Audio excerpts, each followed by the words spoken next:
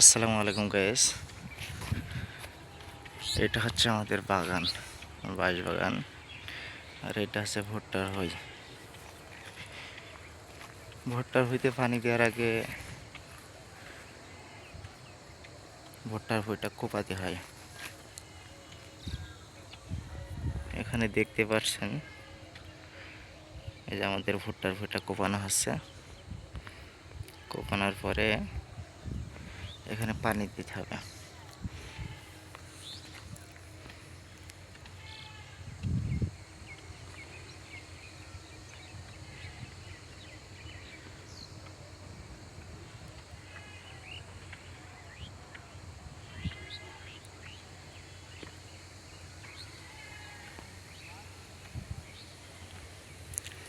প্রায় অর্ধেক জমি কোপানো হয়ে গেছে।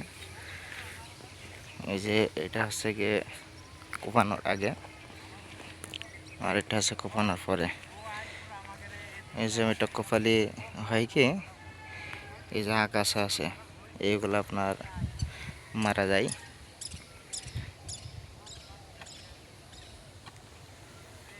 ওই যে আমাদের ভুট্টা ভুঁইয়ের পাশে এখনো ধান জমিতে আছে।